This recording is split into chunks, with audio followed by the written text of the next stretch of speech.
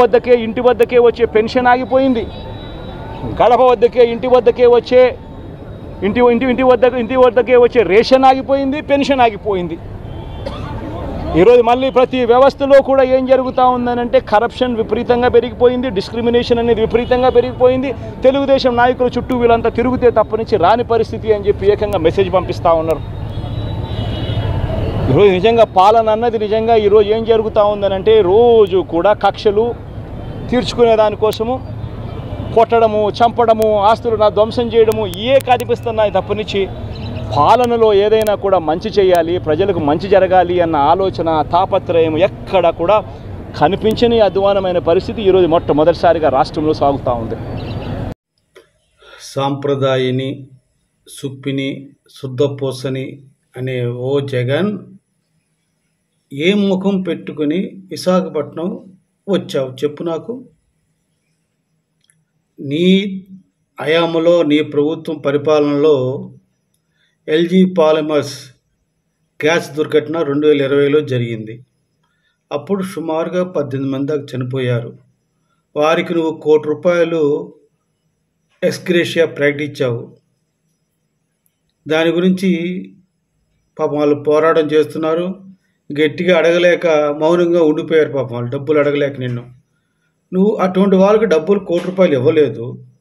తర్వాత ఫిబ్రవరి 1వ తారీఖున 2023లో ఇదే అచ్యుతాపురంలో ఒక ఫార్మా కంపెనీలో పేలుడు పేలి ముందు ఒకరు చనిపోయారు, తర్వాత ఒకరు ఇద్దరు చనిపోయినట్టున్నారు. ఆ సంఘటనకి కూడా మీరు ఏమాత్రం ప్రభుత్వం అధికారంలో ఉండి ఏమీ యాక్షన్ తీసుకోలేదు.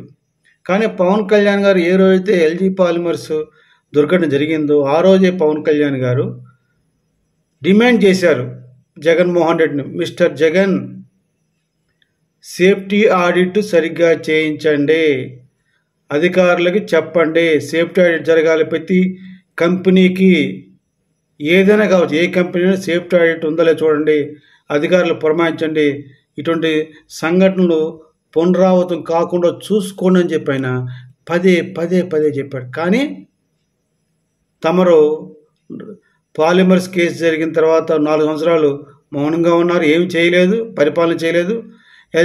తర్వాత అచ్యుతాపురం కేసు జరిగి కూడా సంవత్సరం అయింది, అప్పుడేం మాట్లాడలేదు. కానీ వింత ఏంటంటే నిన్న మీరు వచ్చి సర్క్యులర్ ఉంది, ఆ సర్క్యులర్ నడుచుకుని సరిపోద్ది, ఆ ప్రకారం చేయట్లేదు, అధికారులు చెప్పట్లేదు, వీళ్ళు అవినీతి చేస్తున్నారు. అసలు సంఘటనకి అవినీతికి ఏ సంబంధం అండి? జగన్మోహన్ రెడ్డి గారు మీరు మాట్లాడేది దాని అర్థం ఉందా? మీరు సంవత్సరన్నర పాటు అధికారంలో ఉన్నారు. ఎప్పుడు? ఫిబ్రవరి అచ్యుతాపురం సంఘటన తర్వాత ఏమి తీసుకున్నారు ఆడిట్, సేఫ్టీ ఆడిట్ చెప్పండి నాకు. దాని గురించి సమాధానం చెప్పండి. ప్రజలు తెలివి తక్కువ కాదు. ఎల్జీ పాలిమర్స్ గ్యాస్ దుర్ఘటన జరిగి 4 సంవత్సరాలు దాటింది. దాని గురించి మీరు ఏం యాక్షన్ తీసుకున్నారు ముఖ్యమంత్రిగా? దానికి చెప్పండి. మీరు ముఖ్యమంత్రిగా పనిచేయరు, మిగతా అధికారులు పని చేయనివ్వలేదు. కేవలం ఎలా దోచుకోవాలి, ఎక్కడ ఆస్తులు ఉన్నాయి, దొంగ ఆస్తులు ఏంటి, ఏవి జప్తు చేసుకోవాలి, ఏవి దోచుకోవాలి, ఏ ఆస్తులు మన పేరు మీద రాసుకోవాలి, ఇది తప్పితే మీకు వేరే ధ్యాస లేదు. మీరు అవినీతి చేసి, మీరు దోచుకొని, మీరు దాచుకుని కూటమిని అనడానికి మీకు నోరు ఎట్లా వస్తుంది జగన్మోహన్ రెడ్డి గారు? పవన్ కళ్యాణ్ ఎప్పుడో చెప్పారు సేఫ్టీ ఆడిట్ చేయాలని. ఎందుకు చెప్తున్నట్టే నిన్న మీ ఆంబోతు కూడా ప్రెస్ మీట్ చెప్పాడు. పవన్ కళ్యాణ్ గారు ఎప్పుడో చెప్పారు సేఫ్టీ ఆడిట్ చేయించలేదు అని. ఈ కూటమి ప్రభుత్వం వచ్చి 2 సంవత్సరాలు అయింది. మీరు అధికారంలో ఉండి ఏం పీకారు చెప్తే మంచిది. మీరు చేసిన తర్వాత కంటిన్యూ చేయకపోతే కూటమి ప్రభుత్వం ఖచ్చితంగా తప్పు చేసినట్టు అవుతుంది. కానీ మీరు ఏం పాటించకుండా అసలు కూటమి ప్రభుత్వానికి మీరు పెట్టిన లోటు బడ్జెట్ డబ్బులు ఎక్కడెక్కడగా కన్నాలు ఎత్తుకొని సరిపోతుంది వాళ్ళకి. ఇంకా పరిపాలన అదే సరిపోతుంది వాళ్ళకి. ఇంకా ఈ సేఫ్టీ ఆడిట్ దగ్గర రాలేదు పాపం వాళ్ళు. కానీ వాళ్ళకి ఇది నిజంగా ఒక మాయని మచ్చ లాంటిది. అందుకే ఆ మచ్చ చెరుపుకోవడానికి చంద్రబాబు నాయుడు గారు కుటుంబానికి ₹1 కోటి, మనిషికి ₹1 అన్నారు. ఖచ్చితంగా ఇచ్చి తీరుతారు. జగన్మోహన్ రెడ్డి నువ్వు ధర్నాలు చేయాల్సిన పనిలా, ఏం పని చేయాలా? నేను ఒకటే చెప్తున్నా, నువ్వు తెలుగు ప్రజలందరికీ ముఖ్యంగా ఉత్తరాంధ్ర ప్రజలకు విన్నవించేది ఏంటంటే ఈ జగన్ ఎంత దుర్మార్గుడో మీకు తెలుసు. ఈరోజు పలకరింపు అనే నాటకంతో మీ ముందుకు వచ్చి అబద్ధాలు చెప్తున్నాడు.